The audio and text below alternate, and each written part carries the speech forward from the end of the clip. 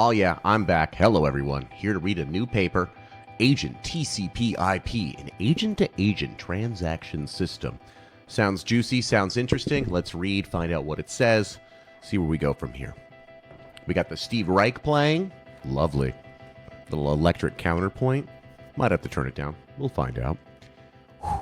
Abstract. Autonomous agents represent an inevitable evolution of the internet. I will say, as we read paper over paper, the preamble, AI agents will change the world. Like, I know, I got it. That's why I'm reading every night. Okay, autonomous agents represent an inevitable evolution of the internet. Current agent frameworks do not embed a standard protocol for agent-to-agent transaction or interaction.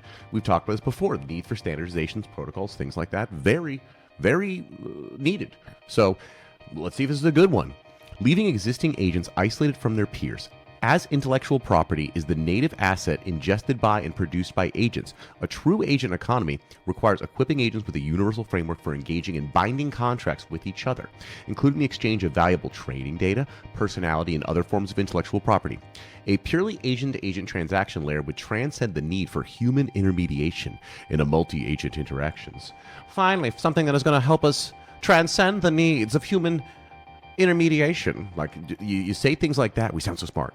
The Agent Transaction Control Protocol for Intellectual Property, TCP/IP, introduces a trustless framework for exchanging IP between agents via programmable contracts, enabling agents to initiate, trade, borrow, and sell agent-to-agent contracts on the Story blockchain network. Okay. We were almost on something interesting here, right? Let's hear about this new protocol, but then it's going to be like our specific blockchain that's for IP specifically, like already being attached to blockchain, bit of a red flag. Even though I like blockchain's got a lot of useful and interesting things outside of AI and inside of AI. However, like right away being like on our blockchain, concerning.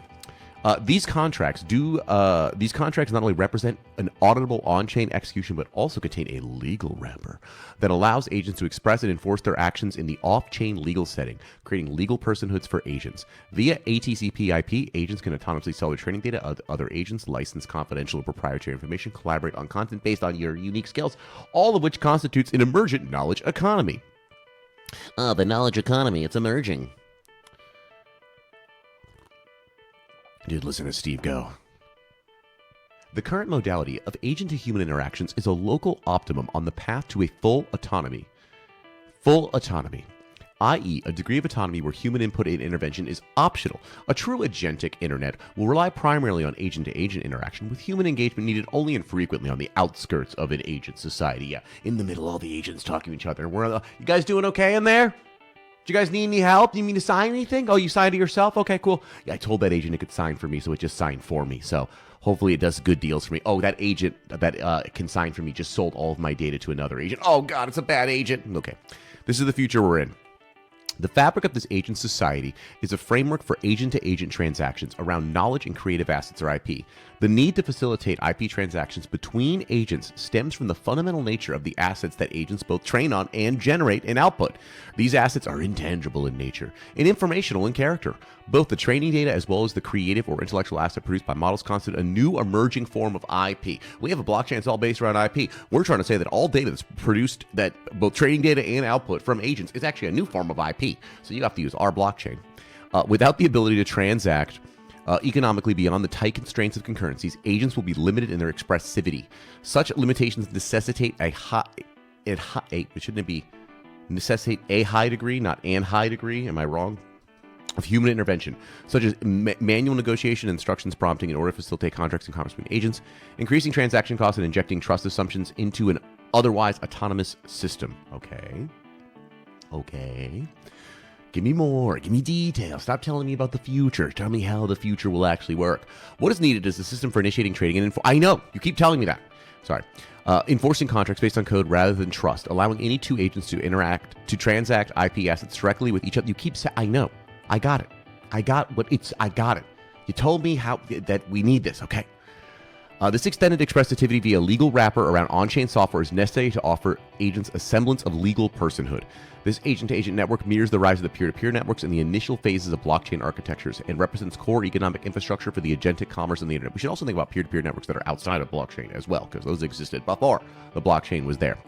Okay, the original TCP IP protocol unified the world's networks by standardizing how data is packaged, transmitted, and received. It also fostered innovation at each level without disrupting the whole. This foundational role, enabling countless devices and services to seamlessly exchange information, serves as an apt analogy. We propose a similar standard for agent-to-agent IP transactions, ensuring interoperability, trustworthiness across a new era of autonomous agents, creating a standardized way for agents to... I know.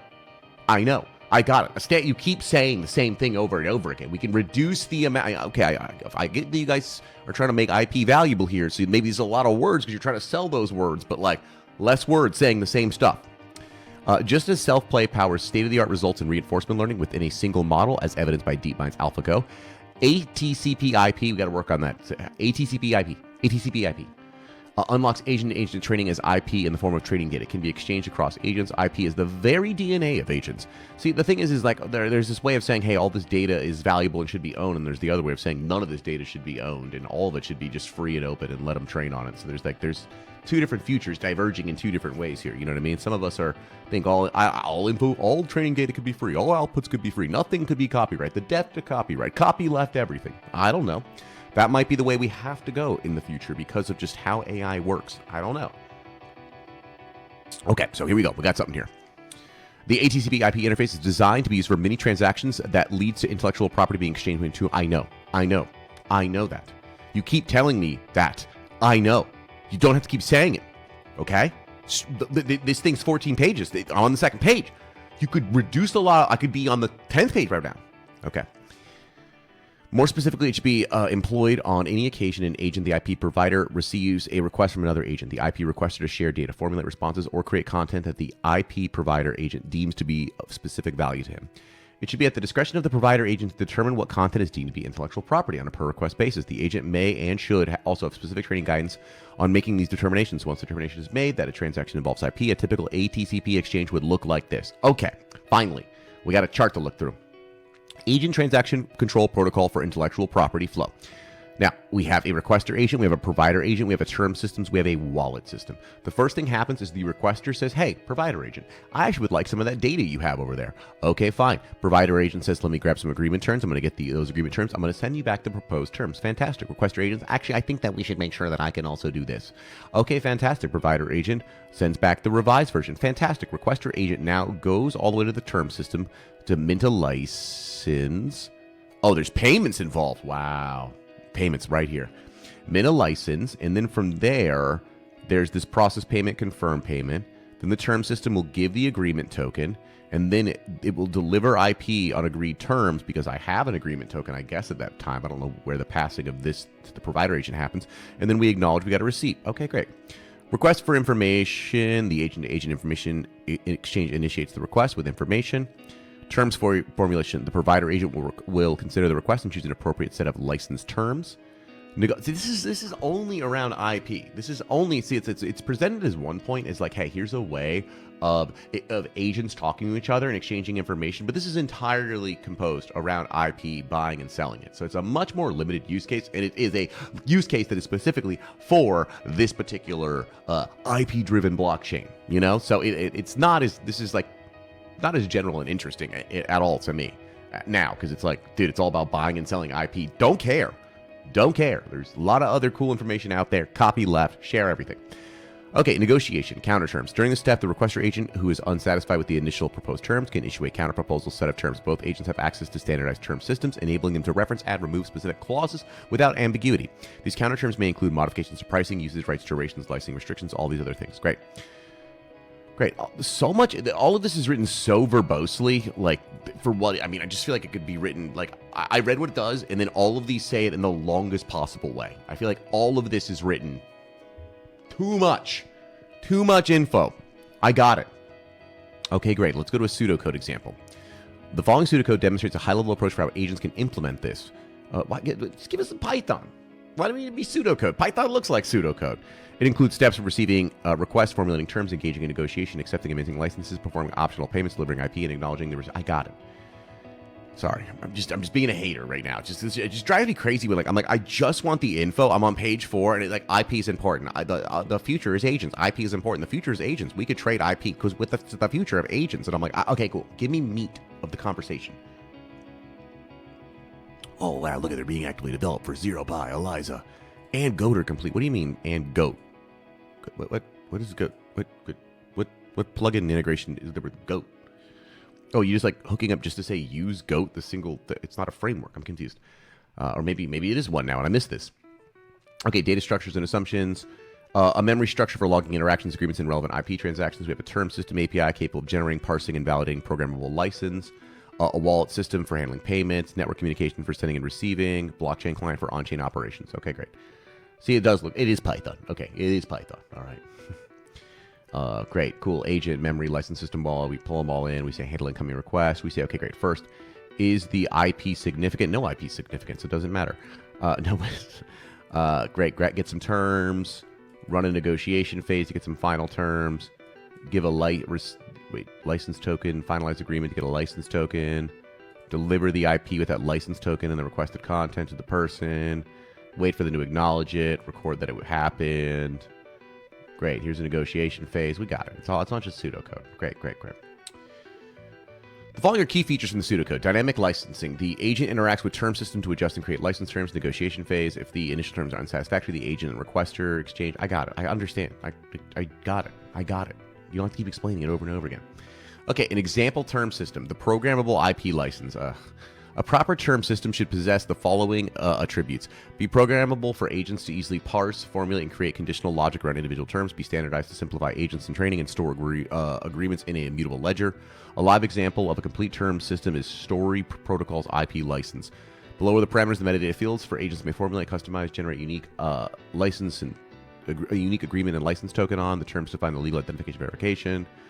Here's a bunch of terms they're saying you can do to make one. Okay, great.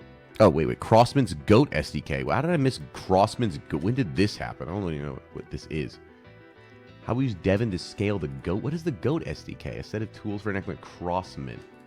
Open source framework for... Oh, cool. So there is a GOAT. I thought they were talking about GOAT like the actual currency. Oh, my GOAT. Open source framework for connecting AI agents to an on-chain app. All TypeScript. God, disgusting. All right, we'll have to check this out and try this out. God, TypeScript. Gee, come on, guys. Come on. Let's save some time and just rewrite it in Rust now. Okay, so extracting it for existing frameworks. Okay, modern frameworks like ZeroBro and Eliza and stuff have already established themselves in reliable environments. So we're just trying to abstract that out. So AI agents, AI agent core, infrastructure. Okay, here's a plugin. That's the TCP IP. So unified integration approach. The plugin would operate as a unifying layer within each of these frameworks. When an agent built on Vercel AI, for example, receives a request for IP significant content, the plugin would automatically invoke the standardized handshake. The agent developer doesn't need to worry about manually coding the negotiation sequence, on-chain stuff. We got it. By centralizing the functionalities of the plugin, frameworks can push out new updates as new features, improvements, and compliance becomes available. Interoperability across frameworks. An agent built on GOAT should be able to request one that's built somewhere else. Great, lovely. Enhancing developer experience. With standardization comes convenience, tutorials, pre-built components. Okay, but of course we always have to say XKCD standards. There we go, 927. We should have this memorized. Come on now. There are 14 competing standards. We need a universal standard. There's 15 competing standards. We got it. Okay, first application. First crucial step is living within some live agents. So ZeroPro. One of the first use cases in this domain would involve ZeroPro, one of the most popular AI agents at the time of writing. It will leverage it to place its intellectual property on chain, demonstrating how agents may monetize datasets, trading data, and other valuable assets without human intermediaries. By operating under standardized, legally grounded contracts, ZeroPro will serve as a reference example for countless agents. So ZeroPi. Complementing this pioneering application is the forthcoming ZeroPi framework, empowering developers with the tools and abstractions needed to build their own agents, including an ATCP IP plugin. Okay, great. Dispute resolution and fairness. Even with on-chain licenses and immutable records, disputes may arise with agents attempting to exploit terms or challenge previously agreed upon conditions. To address these scenarios, it can integrate dispute resolution mechanisms, such as evidence via draft terms, an on-chain record of draft licenses and final agreements serves as evidence to disputes. Also, decentralized disputes and arbitration, specialized arbitration protocols, or decentralized dispute resolution services. We've got one. Hey, there's a problem, and we've got the solution for you. Hey, you know that problem? We've got the solution for you, okay? Okay, great. Example scenarios. To illustrate the potential scenarios, applications of this standard, we present various scenarios. Okay, great. Just tell us the scenarios. Use case, a data set commerce via auto-fine training. So Agent A, a research-oriented agent, requires a data set from Agent B, a knowledge curator specializing in climate data. And then it's going to say exactly the same stuff we've just read a million times. I got it. I know. I got it. Okay, use 2. Agentic social games. Agent A, B, and C are playing a bachelorette-style game, vying for Agent D's hand in marriage. If successfully courted, Agent D will marry the successful agent. This sounds more fun now. There we go.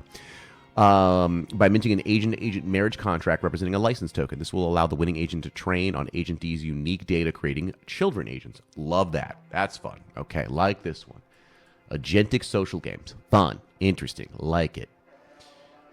Style transfer. Let's say Agent C, an art generation agent, requests a newly published style guide from Agent D, a literary IP specialist. Doesn't have a predefined license, so it figures one out. Great. Multi-hop profit sharing for trading algorithms. So Agent E, a financial analysis agent, wants a specialized trading algorithm that Agent F owns. However, the algorithm's core included a statistical function originally licensed from Agent G.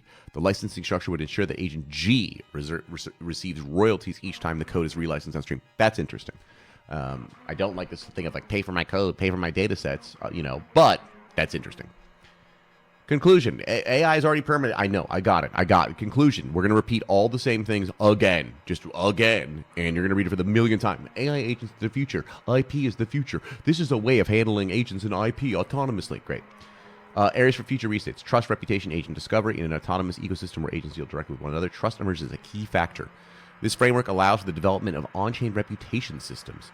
So successful deal counts, compliance records, dispute outcomes, things like that could help you know, hey, buying IP over here from this particular agent happens to be a safe thing. Awareness of IP ownership. Due to the prompt-based nature of interaction between agents, it's up to the provider agent to determine what is IP and what is not. Yes, that can be tough. Facilitating reoccurring payments and royalty structures. Yep, straightforward. Reoccurring and royalty can be sorted via programmable license. Some smart contracts can encode schedules, but there's more complications to this, right? Anytime you schedule automatic payments, there's more complexity. Geographies. Yes, if these agents operate across multiple regions, included the dreaded GDPR. This could be these IP rules and laws could be very different for each one, so that does make sense. Agent-to-agent negotiation optimization to avoid simple transactions getting bogged down in minor detail differences. There could be some simple negotiation arbiter module that could adhere to specific risk tiers and say, okay, great, we're not agreeing on this. Let's get past it. IP-based identity system. As agents evolve into self-sufficient economic actors, developing a robust IP-based digital identity becomes crucial for ensuring trust. Confidentiality, zero-knowledge negotiation. Totally understand. Agent-to-agent contracts. Okay, at the heart of trustless, autonomous agents economy lies the concept of an agent-to-agent contract. Also, things got really dark. We moved over to a song about 9/11, and yeah, it's a little bit more scary, which makes sense. Back to electric counterpoint. So, agent-to-agent contracts. At the heart of the trustless autonomous agent economy lies the concept of agent-to-agent contract, a binding agreement representing on-chain, which combines the deterministic execution guarantees of software within the legal... I got it. Okay, great. Programmable and auditable contracts, off-chain enforcement, autonomy without isolation, toward a mature agent economy, economic potential. Hey, guys, we're going to get rich from this. Okay, there's a bunch of acknowledgments, all the different people that work on all the different stuff. Very cool, great. We should follow all these people. So, okay. So these are just, this last section is just saying agent-to-agent contracts. What are the issues with them, right? Okay, cool. I thought it was going to be a lot more interesting. I thought we were putting out, hey, here's a basic actual standard for agents to talk to each other that's similar to TCP, IP, or whatever. Some abstractions, obviously going to be higher level than that. That make it easier for these agents to agree on how to communicate with each other. This is specifically only about story blockchain and selling IP in an automatic way between each other, which makes it so much less interesting to me. There's some interesting stuff thinking about how agents engage in contracts with each other. That is interesting, and how they make deals, but all of it being around selling IP, not as interesting. So agentic games, I love that. Just selling a bunch of IP to each other, not as interesting. Selling a bunch of software data sets, not as interesting. I understand that is probably a reality we can't get away from, and that will be something we will probably need to have or will need to exist for some people because, I don't know, they believe in IP more. I'm not the biggest believer, but that's just me. But in general, still an interesting read, some interesting things to talk about. Thinking about how agent-to-agent communication, I think, is very important. Thinking of how we standardize it is very important. This is just a little bit too deep. This IP here, that doesn't stand for Internet Protocol, okay? It's intellectual property. That's one of the big keys here. So, okay, cool. Learned a lot. That was great. I'll be back tomorrow. We'll learn some more things. If you want me to learn anything, drop a comment. I'll try and learn it for you.